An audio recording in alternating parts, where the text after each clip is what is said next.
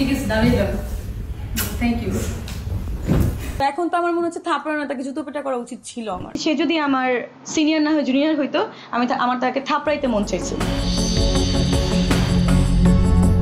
ঢাকাই চলচ্চিত্রের এই সময়ের নায়িকা ডাক্তার মিষ্টি জান্নাত বেশ কিছুদিন ধরে আলোচনায় আছেন ঢালিউড সুপারস্টার শাকিব খানের তৃতীয় বিয়ে সংক্রান্ত বিষয়ে নানা ধরনের মন্তব্য করে। শাকিব খানের তৃতীয় স্ত্রী হওয়ার সম্ভাবনা নিয়ে বর্তমানে আলোচিত অভিনেতা জয়ের এমন মন্তব্যের পরে তার উপর বেজায় চটেছেন এই চিত্রনায়িকা। সিনিয়র না হলে তাকে থাপড়াতেন, এমন কথাও বলেছেন তিনি। সে যদি আমার সিনিয়র না হয়ে জুনিয়র হইতো, আমার তাকে থাপড়াইতে মন চাইছিল। জয়ের এমন মন্তব্যে ক্ষুব্ধ মিষ্টি জান্নাত আরো বলেন, জয় ভাইয়াকে দেখলাম, তিনি বলেছেন ওই যে একটা মেয়ে শাকিব খানকে নিয়ে ভাইরাল হতে চায়, ওই যে একটা মেয়ে, জয় এটা কেন বলবেন? আমি কষ্ট পেয়েছি। যদি তিনি সিনিয়র না হতেন তাহলে তাকে ধরে থাপড়াতাম।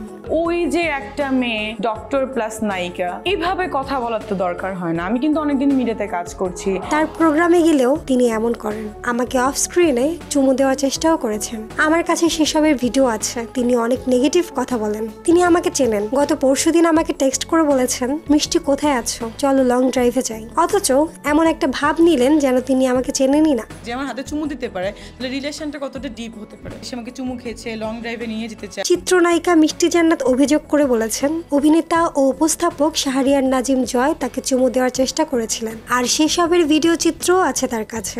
নায়িকা মিষ্টি জান্নাতের এমন অভিযোগের পরিপ্রেক্ষিতে উপস্থাপক শাহরিয়ার নাজিম জয় নিজের বক্তব্য তুলে ধরেন। দেশের একটি গণমাধ্যমকে তিনি টেলিফোন বার্তায় বলেন, এটা আমার বলার মতো কোনো বিষয় না, এই বিষয়ে তাকে হাইলাইট করার কিছু নেই, এটি ওনার নিজেকে ভাইরাল করার চেষ্টা। আমাকে নিয়ে এই ধরনের চেষ্টা অতীতে অনেকেই করেছেন, এটা কোনো বড় কিছু না, আমি এটাকে পাত্তাই দিচ্ছি না। সবচেয়ে বড় কথা, আমি জানি আমি কি। শাহরিয়ার নাজিম জয় আরো বলেন, মিষ্টি জান্নাতের অভিযোগের বিষয়টি হাস্যকর, কারণ দীর্ঘ সময় ধরে আমি আমার পেশায় একজন পরীক্ষিত মানুষ। আমার বন্ধু, আমার কলিগ, আমার পরিবারের কাছে আমি পরীক্ষিত। আমার মাথা খুব পরিষ্কার, কথা খুব বুঝে শুনে বলি, তাই এরকম বিভ্রান্তিকর কোনো বিষয়ে আমার আগ্রহ নেই। এসব নিয়ে আমার কোনো ক্ষতি হচ্ছে না। প্রসঙ্গত 2014 সালের লাভ স্টেশন সিনেমার মাধ্যমে রূপালী পর্দায় ক্যারিয়ার শুরু করেন মিষ্টি জান্নাত। এরপর থেকে কাজ করে যাচ্ছেন নিয়মিত। অভিনেত্রী পরিচয়ের বাইরে তিনি একজন দন্ত চিকিৎসকও। সম্প্রতি শাকিব খানের তৃতীয় স্ত্রী হওয়ার সম্ভাবনা নানা ধরনের মন্তব্য করে তিনি আলোচনায় এসেছেন।